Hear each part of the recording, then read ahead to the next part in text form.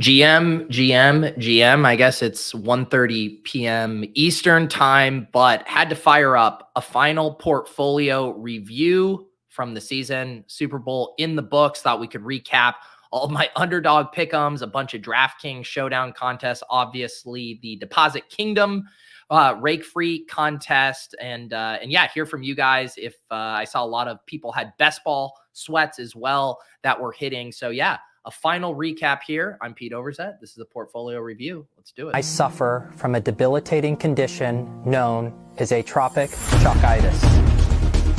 Peter's one of the greatest depositors I've ever seen. Trust the process. Let's go. I got auto matched with Levitan. This is bullshit. If I just go the other way in that 66, I win all the money. All the money. If I had 150 lineups, I'd win too.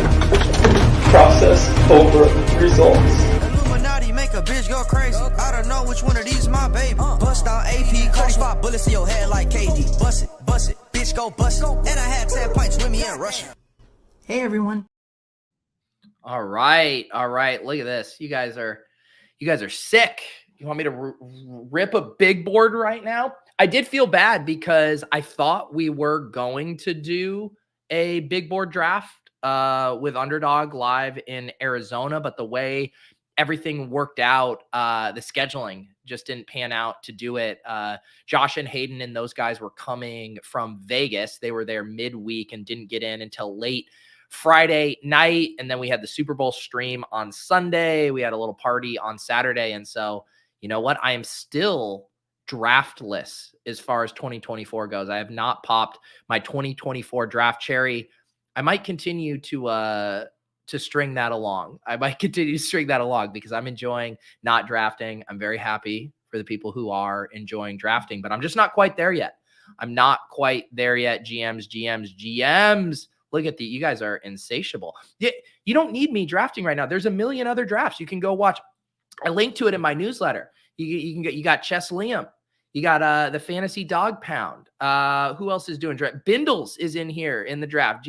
He's doing drafts. Spags is ripping drafts daily. We're already saturated on best ball streams, and it's February 12th. But yes, do not worry. I will join the drafting streets soon enough. But I legitimately, I wrote about this in my newsletter, both for, for play, but also for just thinking through how I want my off season to go, what I spend my time on. I need a little time to get in the lab, write out, see the things that I want to spend my time on. And if I just jump into live streaming a bunch of drafts again, I'm just going to essentially end up running back what I did last year, which I don't want to do. I have some other projects I want to take on, some other different video projects I want to focus on. So I need to make sure I'm all set on that, and then we'll figure out the streaming schedule. But at the very least, Best Ball Breakfast will be back in a week or two on Monday mornings, the typical 10 a.m. time. And we'll go from there. We will go from there. But all kinds of good best ball content out right now.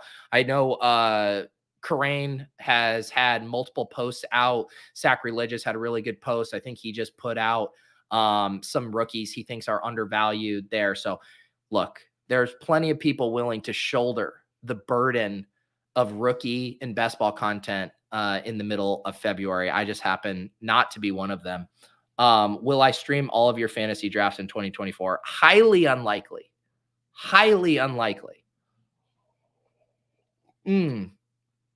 Yeah, Spags does a draft every day. Trust me, I see it. I'm getting outworked. Tyler's ripping drafts daily. I'm getting outworked. I'm sorry, guys. I don't have the interest right now. My heart's just not in it. But yeah, figured we could do a little recap on the Super Bowl. I got dusted in pretty much everywhere. I did end up making my biggest bet on Chiefs money line and Chiefs under in that game, which hit. That was kind of my saving grace. But yeah, my pick'ems got dusted. My showdown action got dusted. I went pretty polarized with how I built my teams there, either 49ers blowouts or Chiefs blowouts. So obviously a 25-22 game didn't play into the scripts I was building, but all in all, a very fun time with Underdog out in Arizona. And yeah, I'm working. I'll have a little vlog, short with some clips from my time there. Going to work with Lou on that in the next couple of days, so you can keep your eye peeled on that. But yeah, it was a great time. We went to a Phoenix Suns game on Thursday night, went to the Waste Management Open on Friday. We just barely missed the shit show day. Like we somehow threaded the needle at the Waste Management, where we were there Friday mid-morning. Weather was good. There wasn't any stampeding or trampling of people, and got to watch some golf. And then all hell broke loose from what I could tell, because then it rained overnight. The course got ruined, and then all anarchy happened, including them. I don't know if you guys saw it in the news. They had to halt alcohol sales on one of the days. I believe it was Saturday.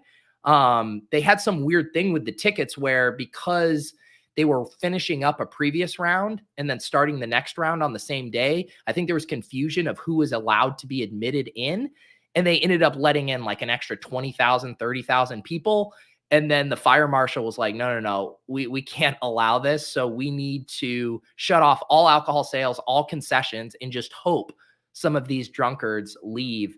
So yeah, Waste Management, it does feel like it's headed down a dicey direction, where every year feels more and more lawless, more and more debaucherous. Feels like something bad is going to happen there eventually. So I might be kind of retiring from the Waste Management experience. Had a good time. I got to see all the sites, and I think I'm good. I think I'm good before it turns into total anarchy.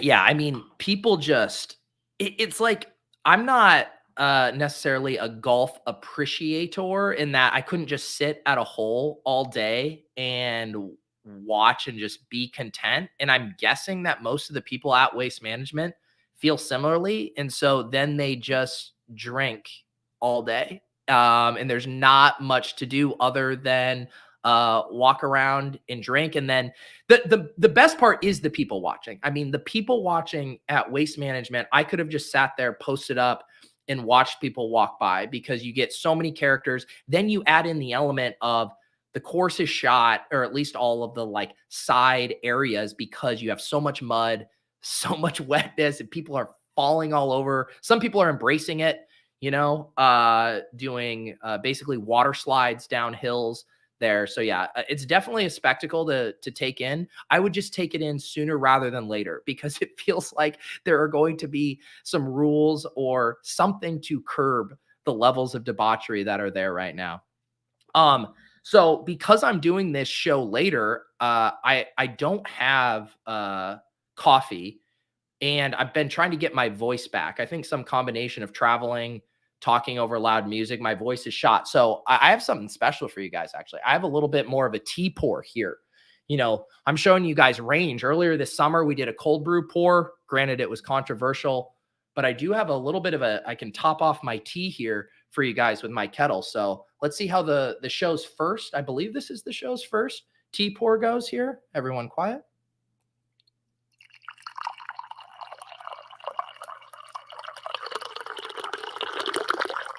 There you go. Got a little cocky there at the end. Thought I'd show off my range there. Solid pour. Still nice and hot. There we go. Should we feed the ducks too? Are we doing it? We can feed the ducks. Where are you, ducks? Ducks. Okay.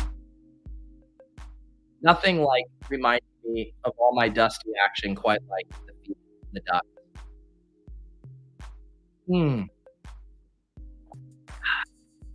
Yeah, I did see. Benny Ann was one of the golfers we got to watch up close, and then I saw his meltdown on the other day, or on Twitter, and then who was the other guy? ZJ. I saw that clip as well. Thank you, Tyler. Give this man more likes. He's streaming after the Super Bowl. I was gonna try to do it at 10 a.m. my normal time, but I landed at like 5:15. I got home. I got to say hi to April and Lauren, and then I was like, I got to go take a nap before I do XM. And I ended up getting like a 3-hour nap in, but missed the usual time slot for the portfolio review, but wanted to get it fired up nonetheless, because after tomorrow, all of these pick'ems, all these showdown lineups, they're just going to be a mere distant memory here as well. Jay Chang, we already addressed this. The big boards, you're going to have to wait a little bit longer. There are definitely days off. I need days off.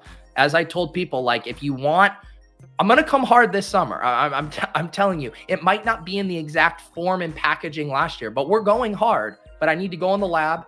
I need to do, some figurative recharging of batteries, and I need to lay out my plan. Last year I had a plan. I executed it. It was grand, but yeah, I need a break to kind of think about how I want to do things this year as far as best ball content. But I got some ideas, rattling around in my head, and it's legitimately energizing. Being out in Arizona, getting to talk with guys like Brett Coleman and Nick Ercolano and Mason from Fantasy Flock, all of these guys who just absolutely destroy on their YouTube. And it was energizing. Gave me some ideas, some things I want to try, some things I want to do. Obviously, best ball is going to blow up even more this summer than it did last year, which seems hard to believe considering how much growth we saw. But it's going to be wild. And I just want to make sure that I am spending my time doing a combination of things that are valuable and also fun for me. And so, I will be in touch soon with what kind of my plans are, but just need a little bit of time. Let's see here. You escaped getting sick. I don't feel sick. I just kind of lost my voice. But hopefully, had a string of trips because we did Dog Bowl in December. Then I did my trip with my college buddies to Palm Springs a couple of weekends ago. And now this trip, and I'm just praying that I can emerge unscathed. Yes, Waylon, you guys were teabagged. No more coffee pours. It's all about teabagging now. We're bringing back low ball next year. There you go for the splash play diehards. Remember that. Bindles appreciates the tea pour, the relaxing vibe we need this time of year. I'll shout out Bindles again. Go, you guys want best ball streams? Go check out Bindles' channel. I believe he posted links in the self-promotion channel of the Deposit Kingdom. I know our guy Tyler was on a stream with him. So shout out to all of you guys getting the streams going. Sortino ratio summer. Yeah. I was learned about the Sortino ratio in a best ball post, which is true for almost all of my statistical knowledge I've learned through fantasy football. So shout out to Sacrilegious for that article. All right, let's start here. I got dusted on pick'ems. I literally don't think I won a single pick'em. Now, granted, I went big in that I had lots of spices across mine, but I was hoping for morale purposes that I would have hit, at least something. Let me get myself up here. My biggest position, where was the one I tweeted out? The one I was really wanting to hit was, where was it? It was my MBS. This one. These were like my 3 favorite picks on the board. It kills me because this pick was such a smash. So it was Kyle Juszczyk versus Richie James receiving yards, and Kyle Juszczyk was getting spotted a half yard. And I believe we put this one in some of our entries from off and on the clock on Friday. But it was, I thought, just the most perfect spot because I think the most likely thing was neither of these guys got a catch, and then you win because Kyle Juszczyk has a half yard head start. Then you had Sky Moore being activated, which meant it was going to be even less likely that Richie James was going to be involved. Even previously, he was only running 20% of the routes. So I absolutely love this one. It smashes. Kyle Juszczyk, 31 receiving yards, Richie James bagel. Brock Purdy, this was one I got on a little later in the week, started to mix in higher than 11.5 rushing yards, barely ekes that one out, but gets it at 12. But my favorite pick on the board was the 2.5 spice MBS, higher 39.5 rushing and receiving yards. Dude scores the touchdown. Should have just done the TD spice. Does anyone remember what the MVS TD spice was? Was it similar to 39.5 yards? Was it 2.5x? So directionally accurate. He screams at the clouds, but I had put this MVS 39.5 into so many of my entries that it just resulted in a bad time. I'm trying to see this was a scorcher. I think we did this one on off and on the clock. Mahomes rush TD. He didn't get there. George Kittle, 4 rushing receiving yards, did not clear 79.5. There's another MVS there. But how about you guys? Did any of you guys have any good pick'ems? It was weird because I know a lot of stuff went over because of overtime, but all of the kind of ambitious stuff with the scorchers didn't really hit here. I tailed a bunch of slips. Some of you guys were DMing me entries. Some of you guys were posting them in the Discord, and I just kind of blindly tailed a lot of things. The thesis being, when the game's over, you're supposed to scroll and see some, all green entries. That thesis did not bear out. It's just a sea of red X's intermingling here. So I completely dusted in pick'ems, but wouldn't change a thing. Had the time of my life. I know that was tilting to me too, as someone who was the MVS bull, and to watch that first deep pass that Mecole caught.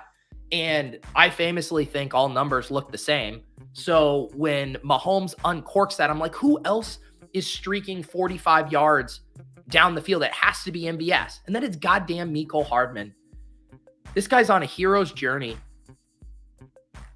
Goes to the Jets to play with Aaron Rodgers. Can't even sniff the field. Complete meltdown. Returns home to Kansas City and then scores a touchdown.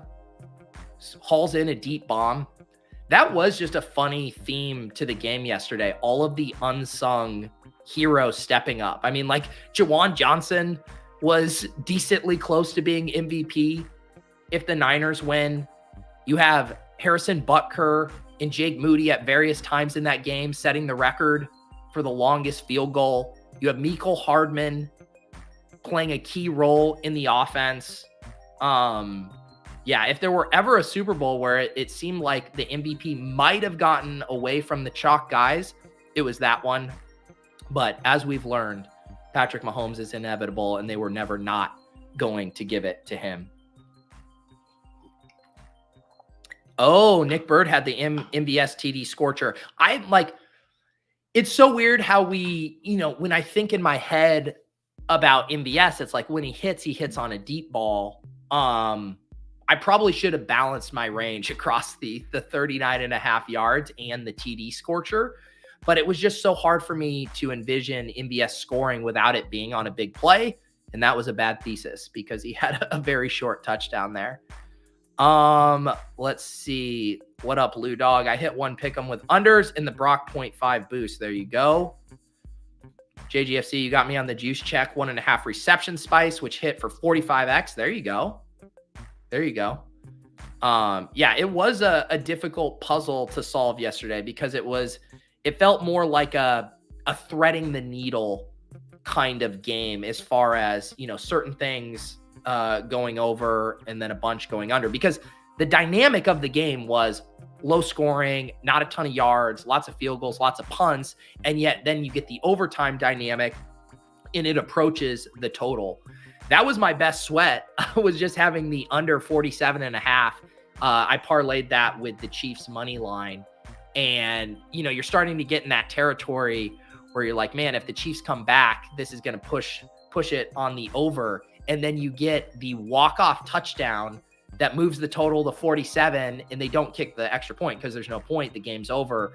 And so you narrowly miss losing there on the over. So that one felt good and salvaged my day. But yeah, rough in the pick'em streets.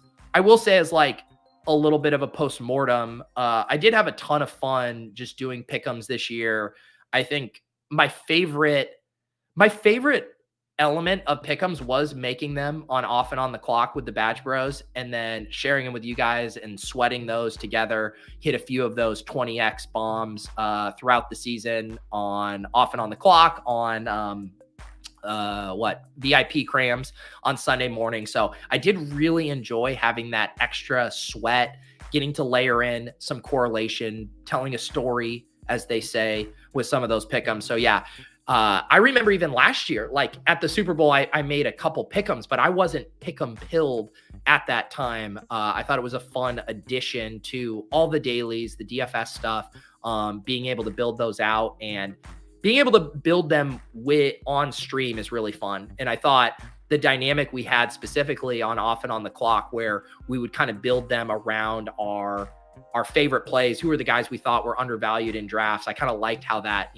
process shook out, and then getting to tail and sweat those guys with you. Not to mention the shipcast too, right? That was a ton of fun as well, getting to do the communal sweats, and we ended up having a positive ROI on those as well. So successful pick'em year, despite a little disappointment here with all the red on the Super Bowl, but zero regrets. I will continue to tail your pick'em entries. I believe I have one. I saw our guy DJ Mitchell had a hockey one he posted on Twitter, and I said, I'm already going through pick'em withdrawals and tailing him on that. So I will almost blindly tail you if you guys have any entries that you want to share in the Discord here.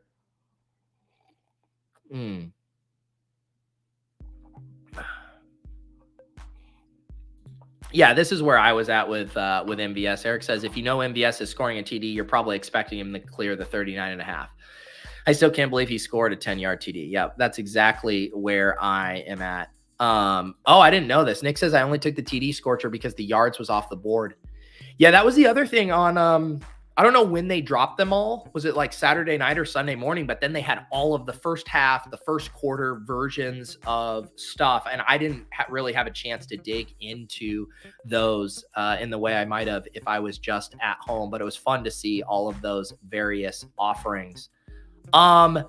Favorite Super Bowl commercial? I mean, I like the Paramount Mountain one. I thought there was like too much going on in the Dunkin' Donuts one. It was like overstuffed, where I kind of like the simplicity of a Super Bowl commercial. And it's like, you have too much going on when Tom Brady's in the commercial and he's just like a bit role in the background for a few visual gags.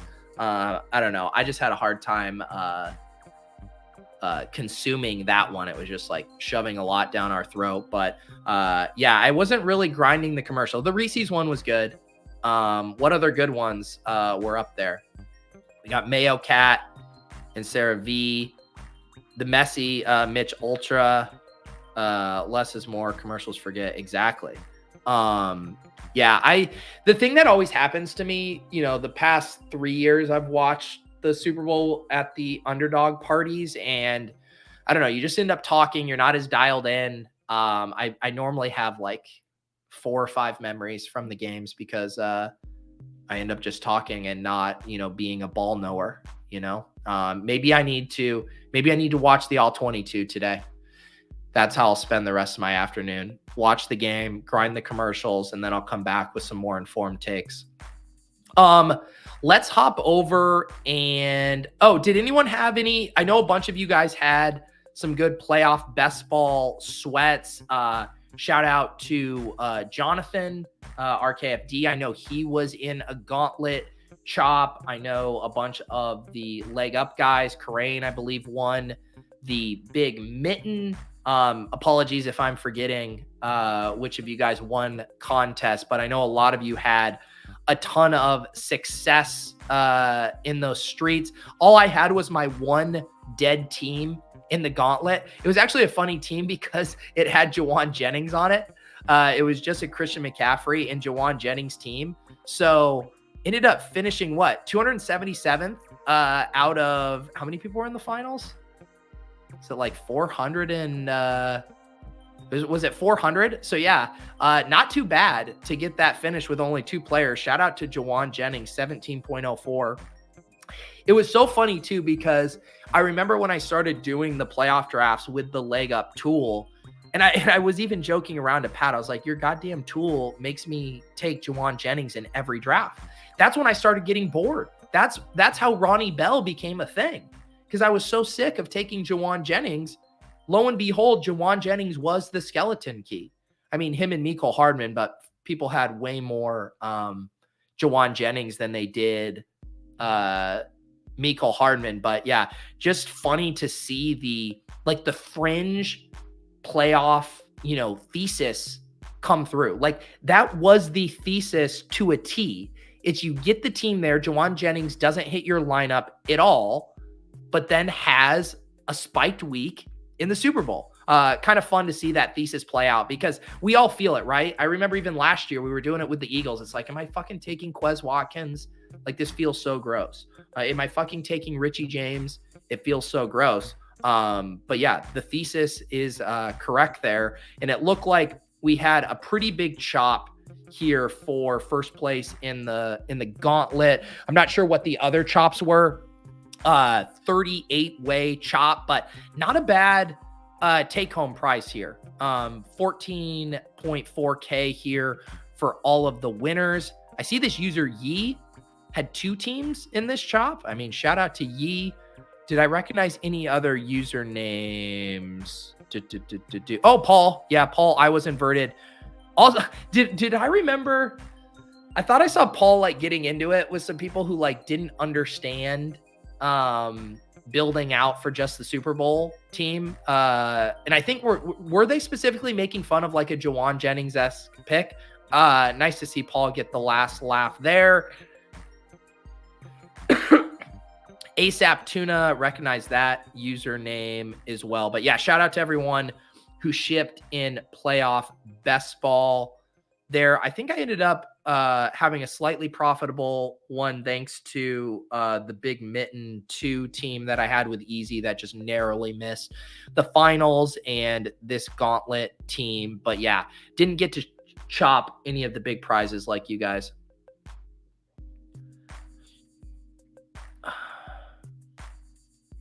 Yeah, that's what I remember. Yeah, people were clowning the Jennings pick and the concept of taking the deep team stacks. Funny how that works. I haven't seen any of the you have to advance bros pop up on my timeline, but I would like to drink some of those tears this morning.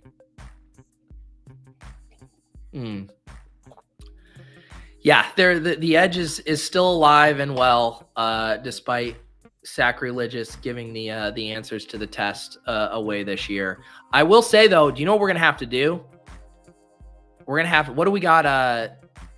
Didn't they draw off the playoff best ball for hoops? Or did I miss? I thought I saw that. Maybe I missed that. Oh yeah, here it is. Yeah, we got the way too early dance. I'm not ready to get in there, but I will definitely be in the playoff best ball NBA streets. And I'm telling you, as many of you are well aware, I know nothing about the NBA.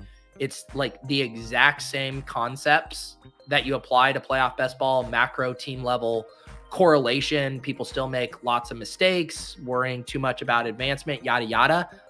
If you enjoyed NFL playoff best ball, you will legitimately like NBA playoff best ball. I ripped so many of these last year, but I was making mistakes, similar mistakes that I was making in the gauntlet last year that I since shored up in drafts this year that I'm excited to apply to NBA playoff best ball. And I'm sure, we're going to keep off and on the clock rolling throughout the off season. And I definitely plan to dabble in some other sports. I would like to do a bit of an NBA themed stretch there for a while because I'm ready to get into the NBA playoff best ball streets again. We will be doing a dinger or two as well. We will definitely get that on the books. Playoff puck drafts, we can do that too. I had fun drafting those teams with DJ last year. So yeah, we'll go around the major sports. We'll do some dingers, we'll do some puck, some NBA playoff best ball, yes, some big boards, all of that good stuff. Wimby is getting taken in every draft. It's even softer than the NFL. Andrew, I tied in gauntlet chop as well. Very nice. Very well.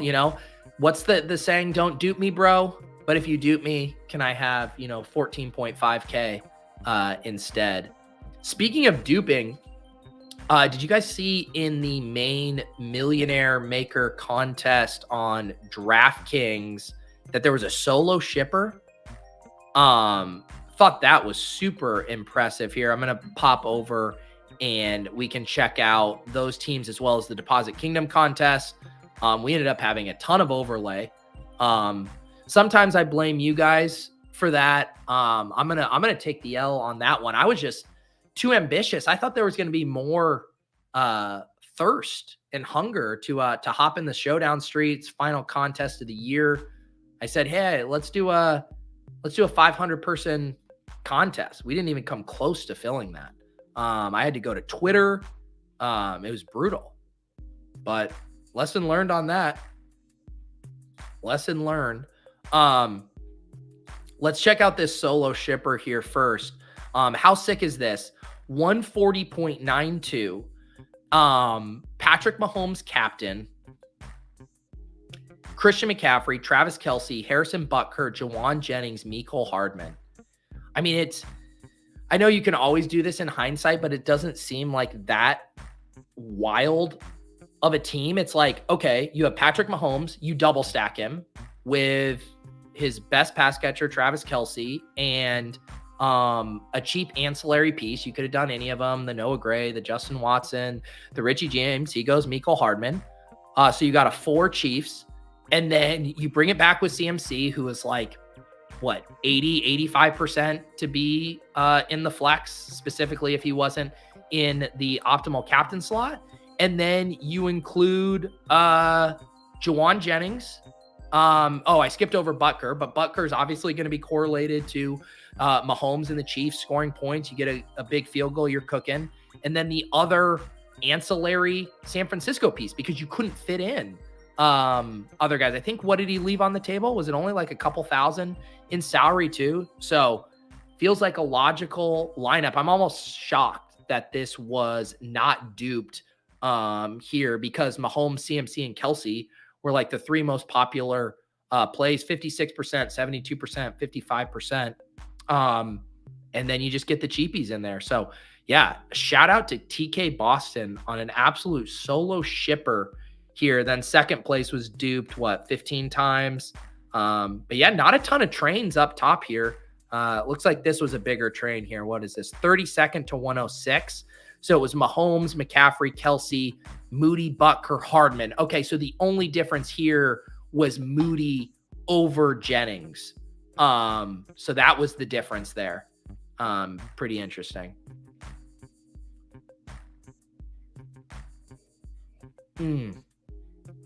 Any luck in the FFPC contest? We had 2 top 20 teams. I believe we're just short of breaking even, which is pretty good considering we had 75 teams to not take a bath in a top heavy contest. I think we're going to do a ship chasing on Thursday. I'll probably save that. I believe I got tagged in the guy who won it, Colin. I think he had teams in the 35 and in the 200 that finished at the top, if not the top in both. I need to go check that out. But yeah, we'll probably talk about that on a Thursday ship chasing. So I will save the playoff contest stuff for then. Yeah, shout out to Jonathan on chopping it up in the gauntlet here. Have I rebranded to Old Age Overzet since the age docs? No February drafts. I know, man. The kids, you want to know, I was so washed at the Underdog house. A lot of the young bucks there from the Underdog team were playing a drinking game I'd never even heard of. I'd never even seen. And I didn't even partake.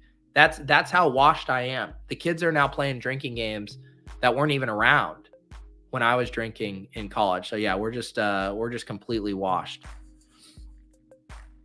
Draft Cheat won the NFFC contest.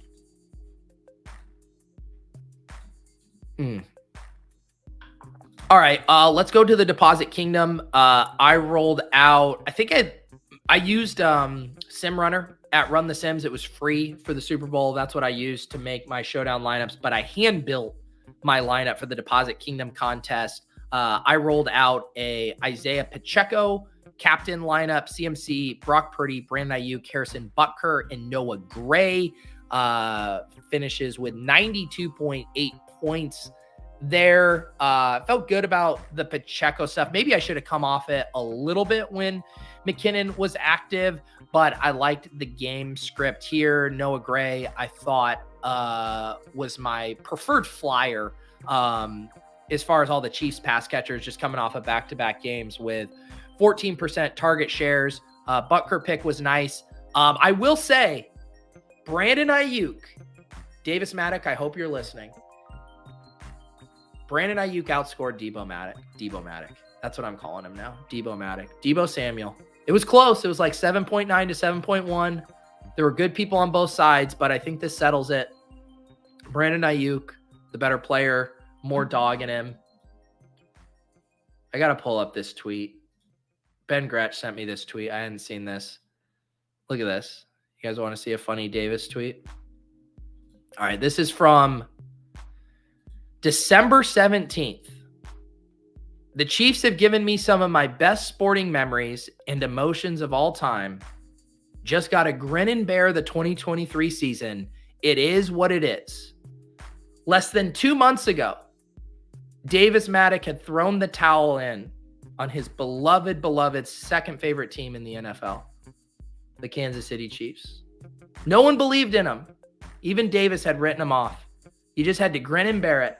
So I want you guys to know, when you see Davis trying to victory lap, don't let him get away with this fandom free roll. He's been free rolling this, all of it. He is not allowed to enjoy it. He wrote the team off. Fucking Davis. All right, let's see who won the Deposit Kingdom Showdown contest. We ended up, like I said, lots of overlay, 346 entries out of 500. The Howie Roseman takes it down. Travis Kelce, captain, with Patrick Mahomes, Justin Watson, and Harrison Butker, and then has those two 49ers pieces you need, CMC and Juwan Jennings. So 128.81. How would that have done? Yeah, in the big contest, it was still way outside of the top money, but a very nice team there nonetheless. Definitely seeing some key pieces pop up here. You needed Hardman over Watson. You needed Mahomes captain instead of Kelce, but otherwise not too far off of the nut lineup there for Howie. Is this our guy Nez? Look at this. It's so cute. It's so quaint. Seeing the Badge Bro usernames over here on the redacted site. AJ Nesbitt, CMC captain, Mahomes, Kelce, Juwan Jennings, Chiefs defense, and MVS. So this actually didn't share as many players as the kind of optimal lineup. You had MVS, Chiefs D. I guess the other four pieces have been in a lot of these: CMC, Mahomes, Kelce, and Jennings. But yeah, I do think it made for a good showdown slate, right? In that you had some studs at the top. You had a deep pool of viable captains. All of those, Niners guys, Kittle, Debo, Ayuk, Rashee Rice, Pacheco, like a deep pool there. You had all of the random one-off wide receivers on the Chiefs. I mean, it was like a choose your own adventure with 5 to 6 guys. You had the kickers, you had the defenses you could cycle through. And then the piece that hits in the biggest way was a narrative that no one was on, right? And that is that the Niners are going to use pieces outside of their Mount Rushmore there of skill position players. So it ended up being the Juwan Jennings game after it kind of felt like, oh no, surely they won't use him in this spot. They're going to just condense the playbook. Even Eli Mitchell. I know some people had bet unders on the 3.5, 4.5 yards. He came in there and gave the blade on that quickly. So Kyle Shanahan using those ancillary pieces a little bit more. Yeah, AJ there. Tricky with a Rashee Rice captain. This is the beauty of playing in a contest that only has 346 entries versus 451,000. Is you can get third place with Rashee Rice captain, but you had CMC, Mahomes, Kelce. Oh, wow. Tricky with both the Juwan Jennings and Mecole Hardman. So the nutted punt combo there. That's pretty impressive.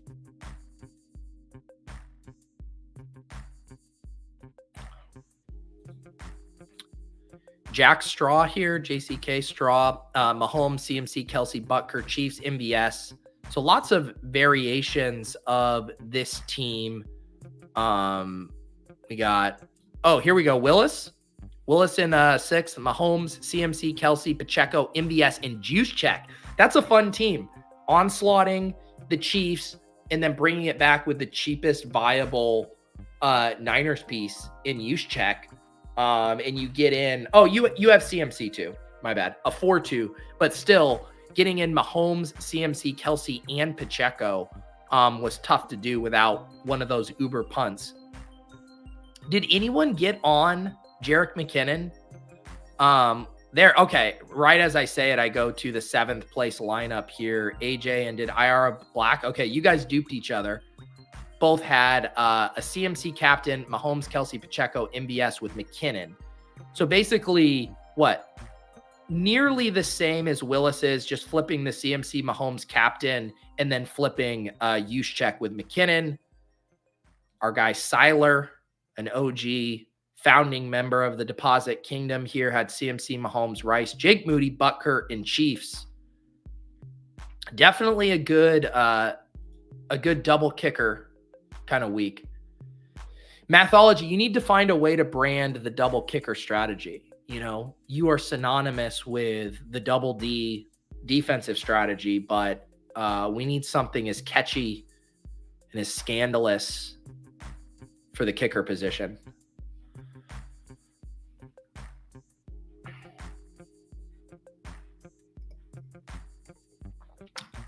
But yeah, I don't think I don't know what's going to compel me to be on DK for much here for a while. I mean, I know the USFL or UFL bros are licking their chops. I think, I don't even think we're going to pretend to get interested in that this year. I think we'll stick to best ball. I mean, if people are already begging me for best ball streams on February 12th, we don't need to mess around with UFL, right? Are any of you guys playing UFL? I said this to Cody on my DFS After Dark that I did with him, where I was like, if they made UFL like a similar red zone product where you put all the games at once on Sunday afternoon, you know, I think they end up having like 6 games a weekend, 4, 5, 6 games, but they spread them out. It's like, there's the Saturday morning, Saturday afternoon, Saturday evening, Sunday morning. It's like, who has time to let their entire weekend be taken up by UFL unless your name is Cody Main or Justin Freeman? But if they just put all of the games in the same 3-hour block, that would actually be a fun thing to do. You could sweat it with some red zone, but they're trying to make a goddamn meal out of it over the course of the entire weekend. GM Angelina.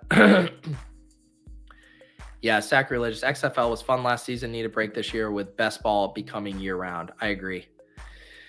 It's too tough to be a dilettante in these fantasy streets these days. Just got to drill down. I think we just got to embrace the best ball. Just let it wash over us, consume us. Willis isn't going to play DFS, but we'll watch the games. You got to scout, right? That's the thing. We got to figure out who's the next PJ Walker. Who's the next Donald Parham? Purple Yosh, I don't know what to do with myself. Hey, you guys can join the P.O. Box Reading Club.